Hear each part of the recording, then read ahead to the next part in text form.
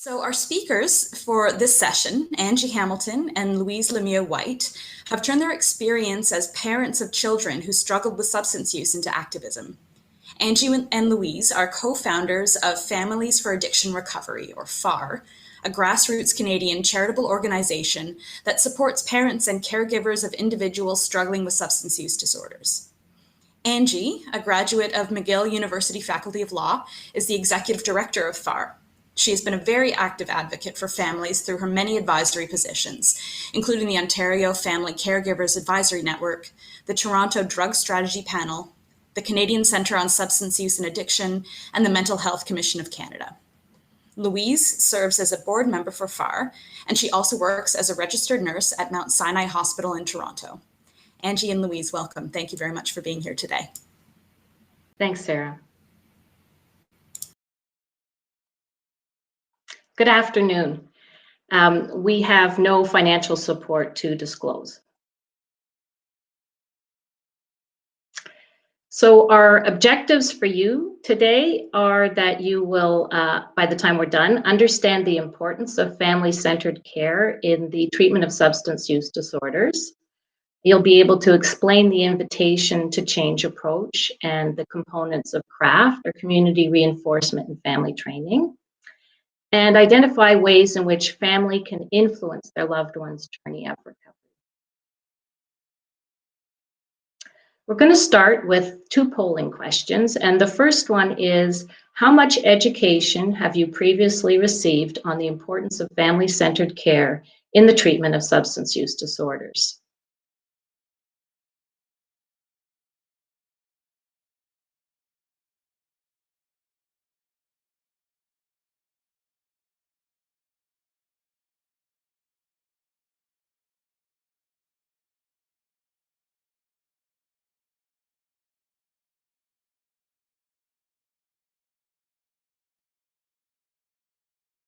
So, okay, is it 6%, none, 17%, very little, 11% moderate amount, and 6% quite a bit. So quite spread out, but I think most people didn't answer, so it might not have been applicable. Okay, can we close that out? Thank you. And the next question, just have to switch it from question 1 to question 2. There we go. When you treat people with substance use disorders, how many families are still engaged?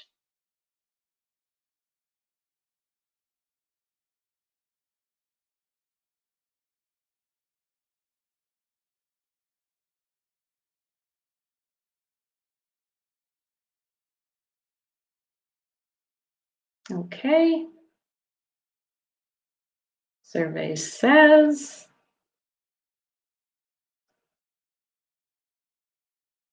36% voted, 20% 0 to 25, 11% 25 to 50, and 3% for each of the other two. So often, for those who answered, often the family is not around, which is sad and no doubt part of the problem. Okay, so if we can get out of the polling questions. Great. So in order to understand the importance of family-centered care, I think the best thing is to try to put you in the position of a family member. And our forte, obviously, is being a parent of a child that struggles with substance use disorder. So that's going to be sort of our theme and focus right through this presentation. So I want you to imagine if your child were on a bridge and suicidal and ready to jump, how you would feel if there was the sort of response from society is to inquire what poor choices they made that brought them to the bridge today, and then to be told that they have to hit rock bottom, or they have to want help, or they have a right to jump because autonomy is king.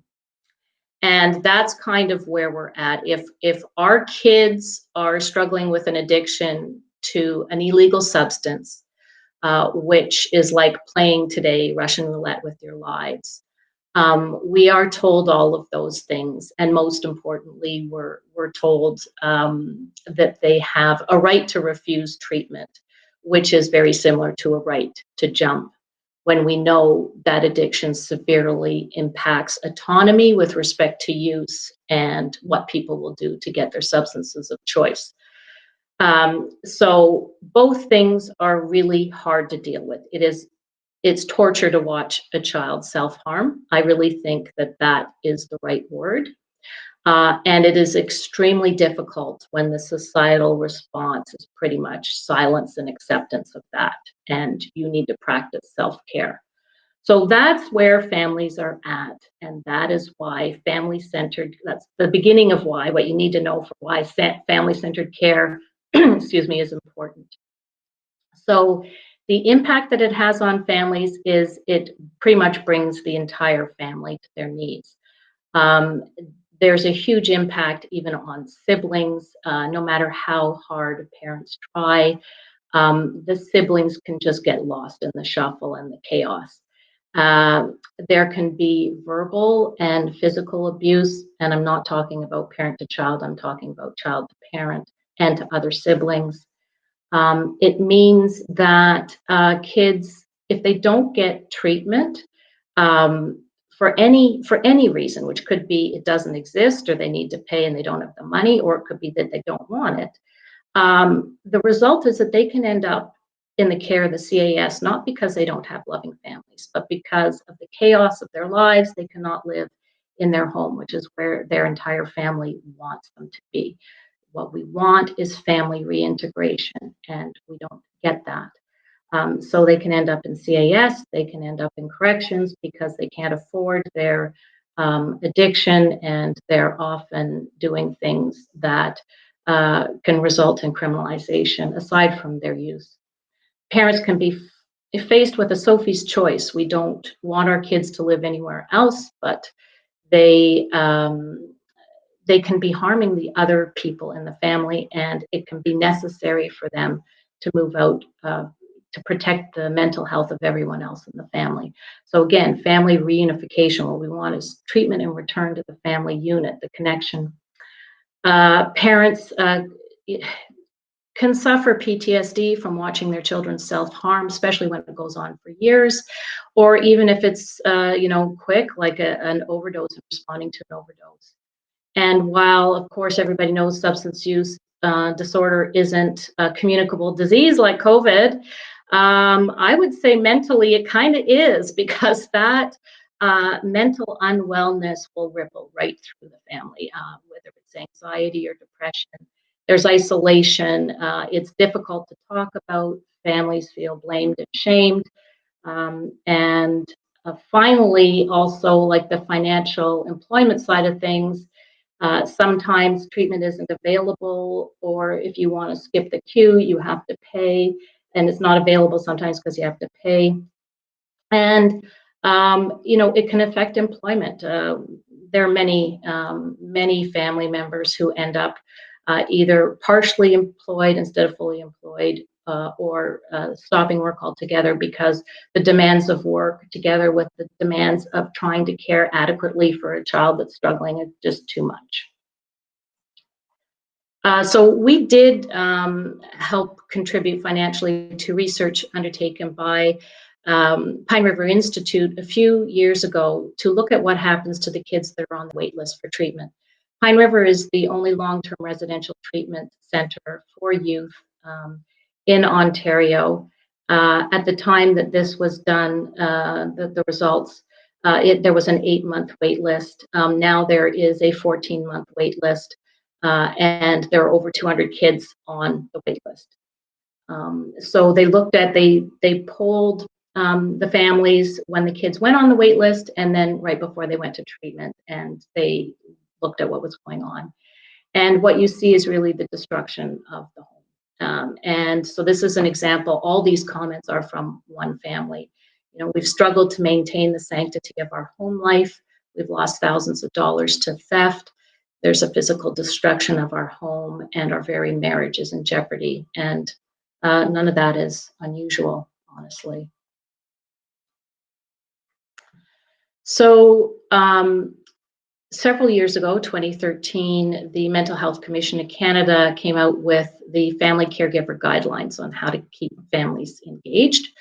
Unfortunately, these really have never been put into practice, and I was part of an advisory panel that was supposed to be getting these renewed interest, breathe life into these things a couple years ago.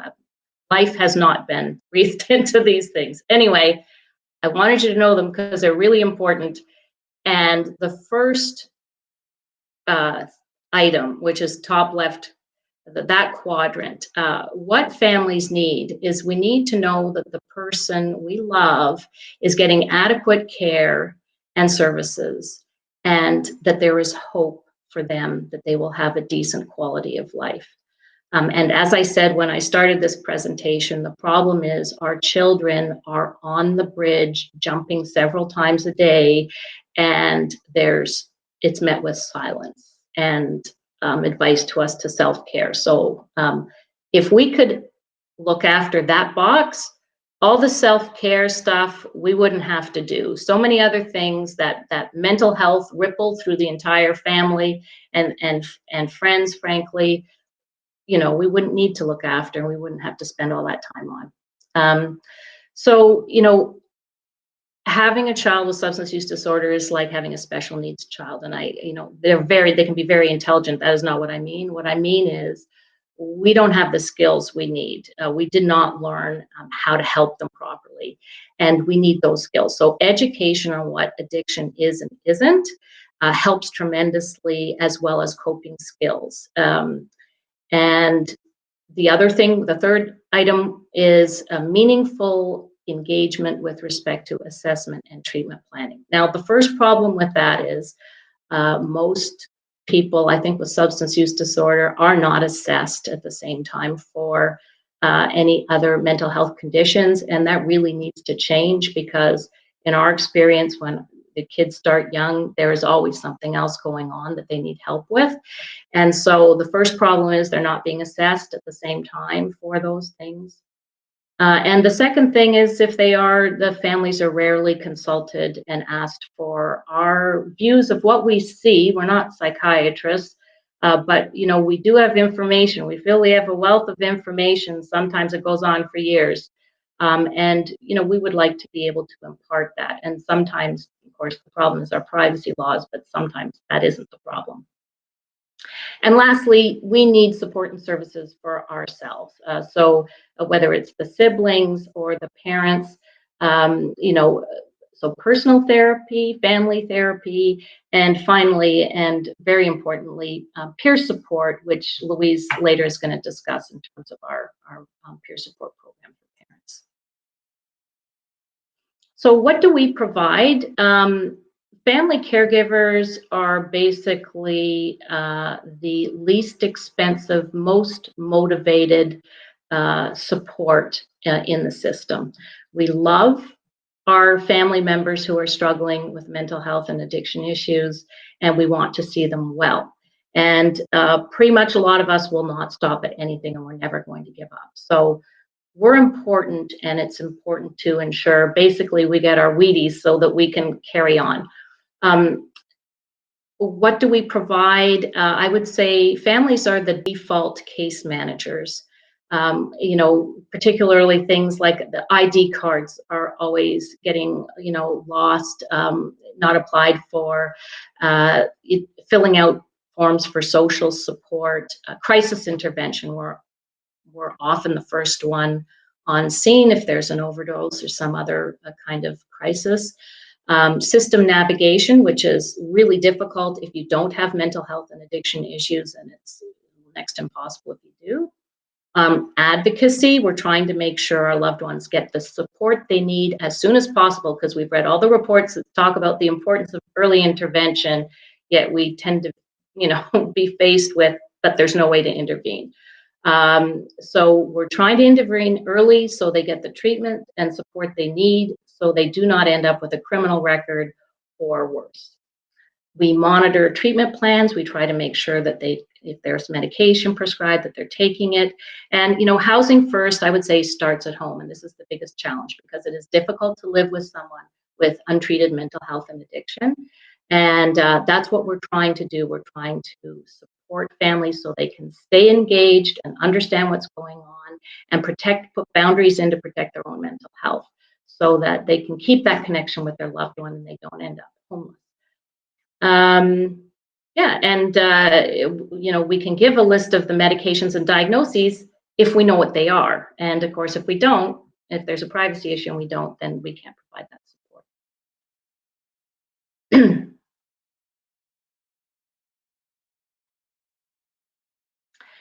And our involvement, of course, it benefits everybody. There is evidence that hospitalizations are reduced, relapses are reduced, incarcerations reduced. And the most important thing I would say is that connection, right? It's often said that addiction is the opposite of connection. And the most important relationships are the family relationships. And so if the family can stay engaged, we provide that social support, we can provide financial support and improve outcomes. And the benefits to us is we feel empowered and like we matter and we make a difference and we can make a difference. And it protects our own mental health. As I said, the anxiety, depression, we learn how to deal with it and how to interact in a way that supports our loved one instead of making things worse. So obviously that's going to help the healthcare providers if we can provide you with information and do all kinds of things. And finally, anything that improves outcomes is going to help taxpayers and society in general.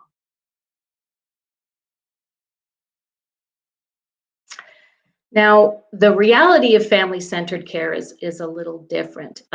We have been moving in the right direction without question, and a lot of effort has been made, and there's lots of great documents, which I'm not convinced are being read. So there are family advisory commissions committees in a lot of hospitals, and that's wonderful, and they're doing important work. Unfortunately, what I would say is I believe there's kind of a general directive that they shouldn't be involved in advocacy, and so there's a bit of tokenism in terms of the advocacy. And the really important things that need to change, so the policy things, the laws, I don't feel, and a lot of our members don't feel, that the families are being listened to. So, untreated substance use disorder is self-harm, and it persists for two reasons. And the first is decades of discrimination in the funding of addiction and mental health. When you look at the proportion of the burden of disease, we are not getting our fair share of the health budget. And so there are long wait lists and bad things happen on wait lists. And the second thing, though, is this concept of they have to want help. Like, there's nothing we can do, they have to want help.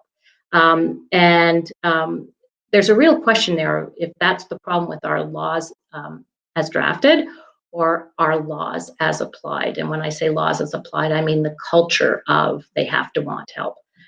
The status quo is unconscionable, frankly, right now, especially for minors. In the last 3 weeks, I've been contacted by 3 mothers of minors. One lost her son to an overdose at 17 in Ontario. That mom, you guys never got a chance to see her son. He was homeless. She was doing her best. She actually tried to get him formed right before his death, and the Justice of the Peace said, but he knows who the Prime Minister is. The hospital isn't going to keep him. I think he's got capacity. Away he goes, and he's dead. Then the 2 other mums, their kids are alive. One is in Ontario, one is in BC, and they're scared to death that they are going to die. One really hasn't had much contact with the medical community, and the other one has had a significant amount of contact with the medical community, the one in Ontario, by the way. So what our families need is we need changes to our drug laws. We need decriminalization and regulation of drugs. And we need changes to our health laws, either as drafted or applied, and I strongly suspect both. So if I've at all piqued your interest in this, we have a session at 4 o'clock on the networking session on legal human rights issues and substance use disorder. I welcome you to join us for that. And the last thing I would say, and this may seem harsh, but we've been knocking on doors for a long time politely and nothing changes. If you aren't part of the solution, you're complicit and part of the problem. So we need everybody to get educated on these issues. So finally, some resources. The first three are the evidence base for CRAFT, and the last is another project I was involved with for the Change Foundation this time. Caregivers as Partners in Addiction and Mental Health. There are 3 20-minute modules. I encourage you all to take a look at that. And now Louise is going to continue the presentation with a couple more questions, and then she's going to tell you all about our parent-to-parent peer support program. Thank you. Thanks, Angie. I'm going to begin with my first polling question. Families are powerless when it comes to their loved ones' substance use. True or false?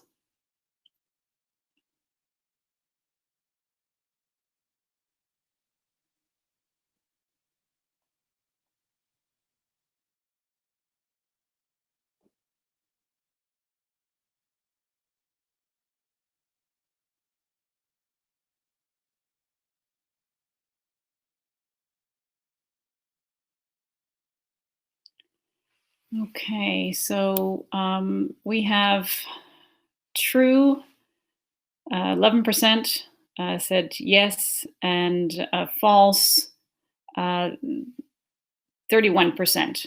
Okay, understood. Let's go to the next polling question.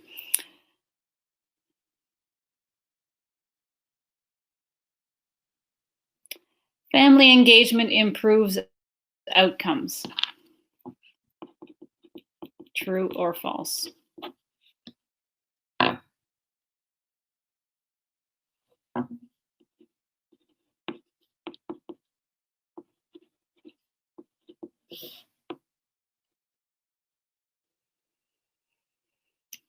right, so family engagement improves outcomes. 43% said yes, true, sorry, and 1% said false. All right, so I hope to impart some information about how we can have power in this as families watching the struggle that is in front of their faces with their children. So I'm coming from a perspective of a parent, and we have, sorry, I'll just wait for my next slide. Oh, sorry, yes, I'm supposed to do that. Okay, so let's begin with what the invitation to change approach is, the science and kindness, what we like to call science and kindness, set forward by the Center for Motivation and Change, which is the Foundation for Change in New York. What is it? It is a compassionate approach for encouraging behavior change. It draws on the evidence-based principles and practices of CRAFT, which is community reinforcement and family training, motivational interviewing, and ACT, which is acceptance and commitment therapy. For the purposes of today's presentation, I'm going to be focusing on specifically CRAFT, community reinforcement and family training. What that is it's a way of showing a respectful way of using behavior tools that are non-confrontational to try to influence change in your loved one's problematic substance use. So in the interest of time, I'm just going to read to you or just explain to you what these tools would include, and that's collaboration, so between parent and child. And CRAFT is not only, by the way, utilized for parent and child behaviors or relationships, it's also with anybody you love who has problematic substance use. And so you can look up more information about CRAFT through the Center for Motivation and Change in New York, the Foundation for Change.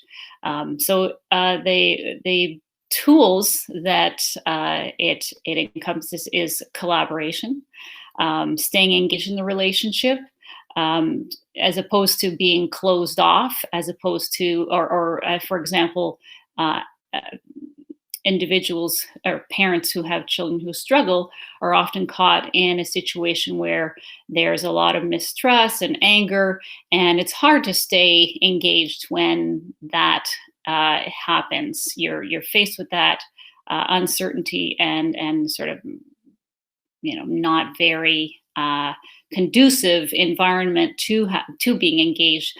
And so using a craft technique of staying open would invite, hopefully, behavioral change on the part of the user. Positive reinforcement, I'm going to elaborate a little bit more about some of these tools when I talk about our case study. Self-care is a key component because often in relationships that there is a parent, child, or loved one who's struggling, it is hard to appreciate that you also have a life outside this vortex that is happening within your family nucleus. Education is also extremely important in building empathy and compassion. And so through education, and that's one of the things we strongly encourage our clients to do. And as well, setting boundaries, which are boundaries actually for the parent, not for the child. So when you start to look at behaviors that you cannot live with anymore in your house or with your child, even if they're living outside your house, then you set a boundary that is acceptable for you, for your loved one. And so the boundary, it might be, you cannot use in our house. And so that behavior is something that, or that boundary setting is something that will help you find and achieve a place that is much better than where you are right now with this boundary not set in place. And then, of course, natural consequences. Let me explain to you how our parent-to-parent, or what we like to call P2P support program works and its inception. We created this program in May of 2018, so we've been at it for just over 2 years. We have great data, which I'll be sharing with you as well. How the program works is people usually find us either online or through social media, or we launched a PSA at the beginning of this year across Canada, and we've had great success from people seeing this sort of random ad, 30-second ad about our services for parents who have children who are struggling. And so they find us, they go to our website, they fill out an intake form.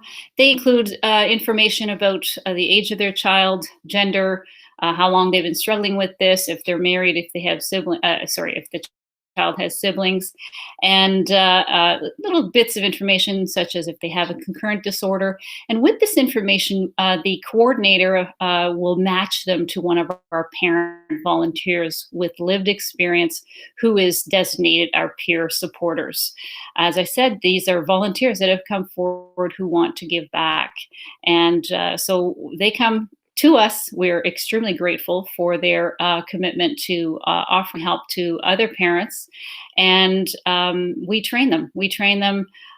Initially, we trained them using professionals, social workers in the room, case studies, etc., for 2 days. And then further into our program last fall, we invited somebody from the Center of Motivation and Change to Canada to train us on specifically the Invitation to Change approach, CRAFT, MI, and ACT. Following our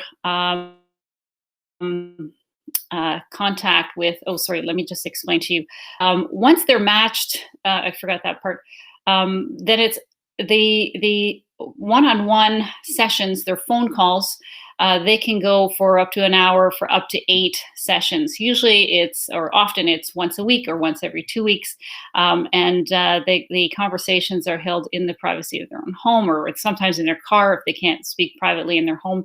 And we respect confidentiality and privacy of the peer supporters. That's the parent volunteers that have come to us to help. So we have a toll-free number that they use going out, so that it's not used as a I need to talk to you right this minute. And so it's a set time, say every Tuesday at 6 p.m. where these calls take place.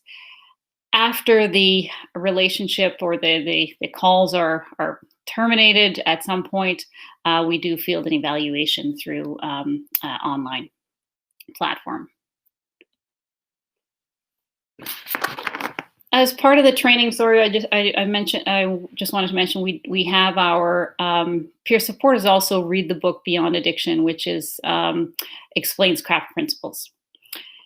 I wanted to share with you some of our data over the 2 years we've been in operation. So we seem to be servicing way more moms than dads. Moms are the ones who tend to reach out to us, and they seem to be the more vocal, it appears. So 93% of our clients are moms.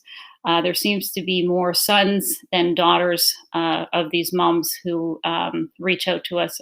And also 68% of our intakes are from Ontario, but we have people from BC, Alberta, Saskatchewan, Manitoba, Quebec, Nova Scotia, and now more recently, Northwest Territories. Our intakes, as you see from the very beginning, the first year of intakes went from 67 and then to 95 up to the end of May this year. And you will see from the column on the right that in June, we started increasing a little bit more. And we're assuming that this has to do with COVID and people being sort of more close spaces with their loved ones, and there are fewer resources in the communities. So we have 26 in July and 27 in August so far.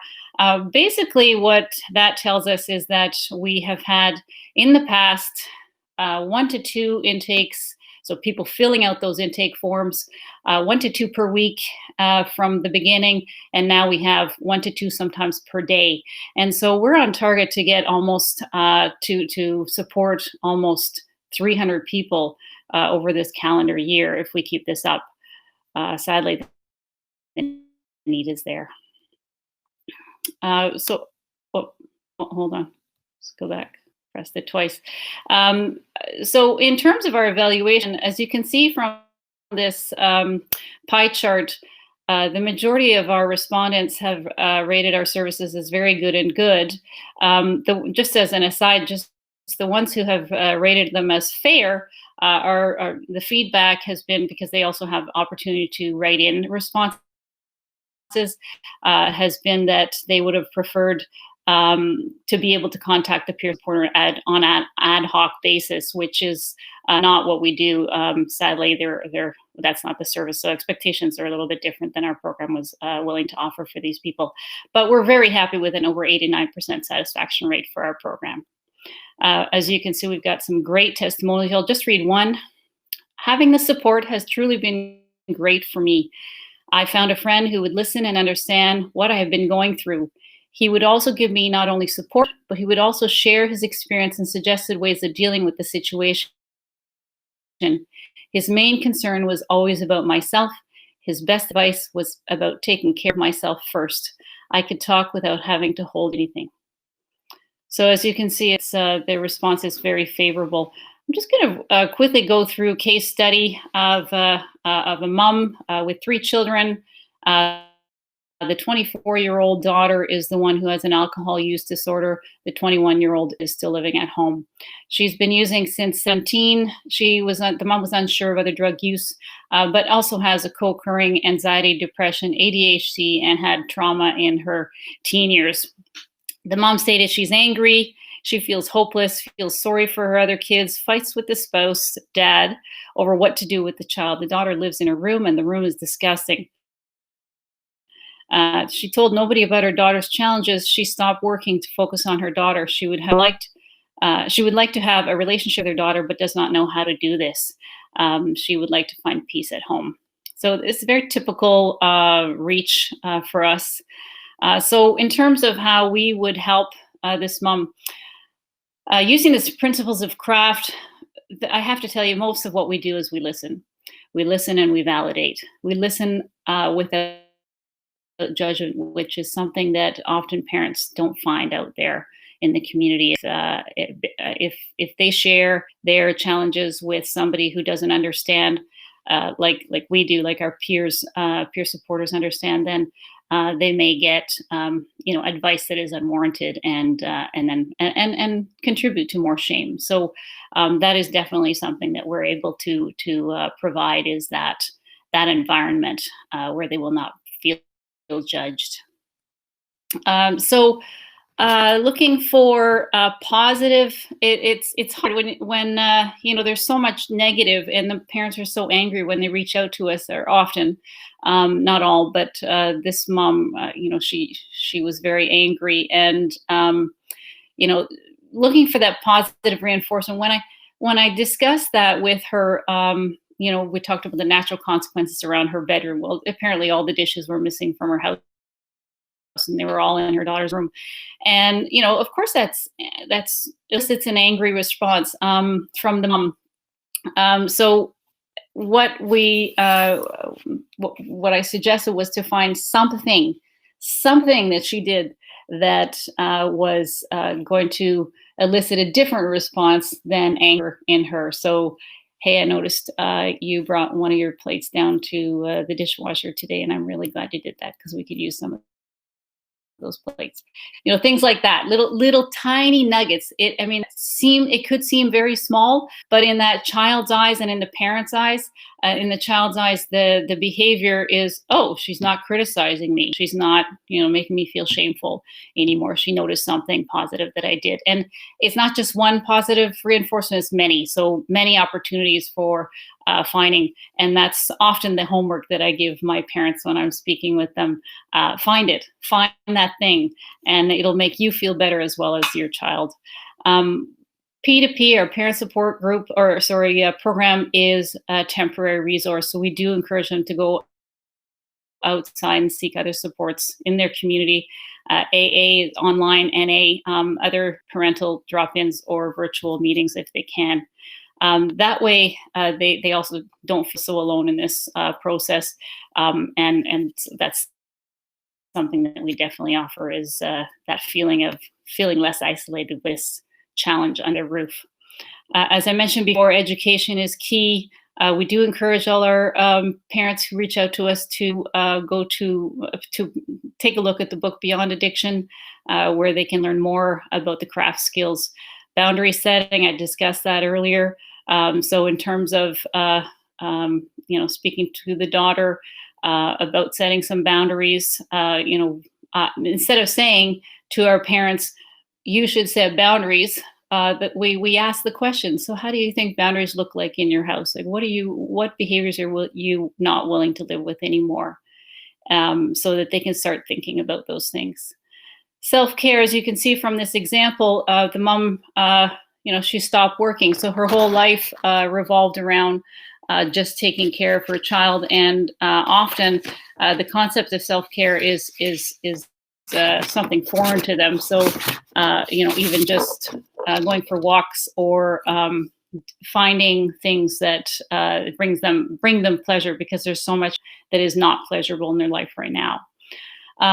We do discuss controls, because they don't have any control over the outcome, but they can control their own behaviors, their responses. So when the daughter's, for example, not speaking very kindly to her, not engaging, setting boundaries. I don't appreciate the way you're talking to me, and doing it on a repeated basis, so that the child starts to appreciate that this is a new boundary that I can't just keep pushing over. But also helping the parent come to that conclusion. So we don't say, you should. Nobody likes that, to be told what to do. But asking them the question, how do you see this behavior changing in your house? Or how do you see yourself getting around this behavior? And what do you have control in this certain environment, or this certain example? Okay, and then all these things would help the parents start to establish a connection with their child. Also, the appreciation, lastly, is that there is a recovery journey that the parents have to go through, and that often is a very foreign concept to parents as well, is that their own recovery is it's separate from their child's, although they do, with the PTSD and the trauma that they've gone through living with this child under their roof, is very important for them to seek the support so that they can have start to build their own recovery. But mostly, I have to say, what we do offer is hope. I can't tell you how much feedback we get about I felt hopeful after having spoken with my peer supporter. And for that, we're really grateful for that feedback, because often they are faced with very little hope in this world with their challenges at home. I thank you very much. These are the you can reach us.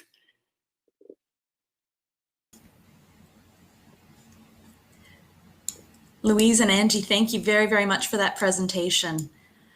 We've got about 5 minutes to go through the discussion. There was the one question that there was a question and a conversation that happened in the chat. So I'll start with the question: is the P2P program only for parents of youth, or can the child be an adult? So we have serviced parents of so the age range has been from 13 to 55. So it is not, so the answer is no, it's not just parents of youth. Great.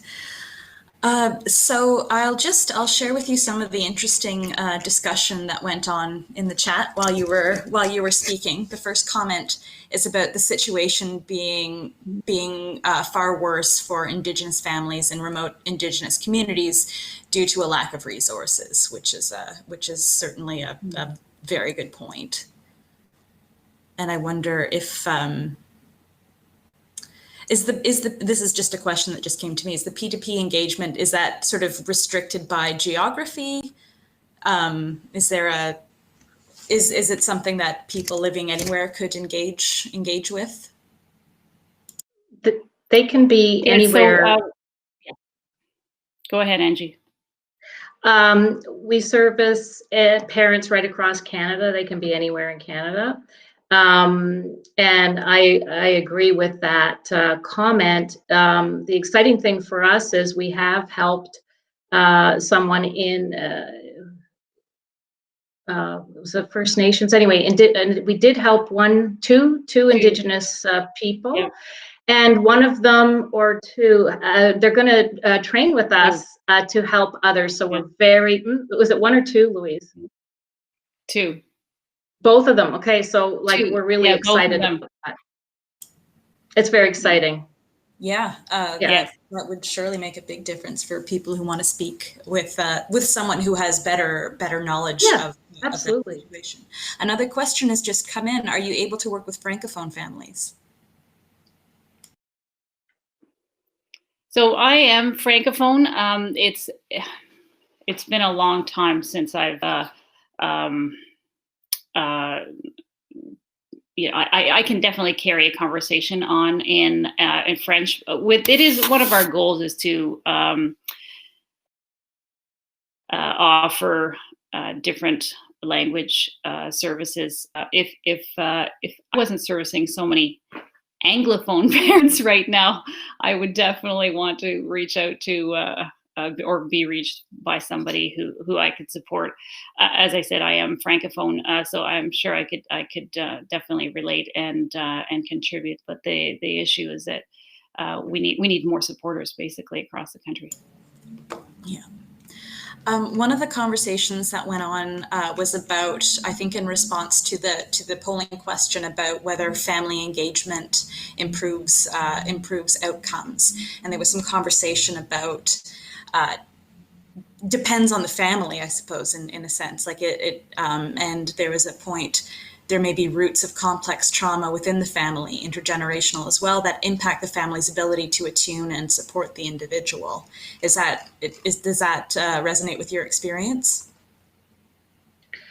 I don't know if it resonates with my experience, but I absolutely believe that to be true. I think, though, part of the problem is people assume, I mean, anybody who knows a little bit about addiction knows about adverse childhood experiences. And I think often there's an assumption that the family is part of the problem.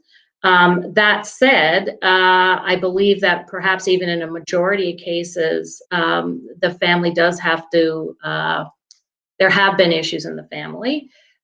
So, you know, my thing is though, there was just research done. The Way Home, I think, did a paper, and it basically said, hey, if a kid was homeless, we assumed the family was the problem. We've been assuming that for years, and maybe we're wrong. And by the way, regardless, the kids tend to leave here and go back to the family. So my comment would be, if the family is part of the problem, all the more reason to intervene early and get them the help they need. I mean, I believe even parents who are doing harm love their children. They need to learn better, and it may be because of how they were raised. So I think those are all valid points. And I would encourage people, though, not to assume that the family is the problem. And even if it is, they need help. So it sounds like there's a lot of complexity around this issue. I think we're out of time. We're going to reconvene now in the lobby for the wrap-up session, but I'd like to thank our speakers, Angie and Louise, for their presentation, and thank you to our audience for participating. And I would just like to reiterate what Angie said, that she'll be leading a networking session at 4 o'clock. So that will be more opportunities for discussion. Thank you all very much. Thank you.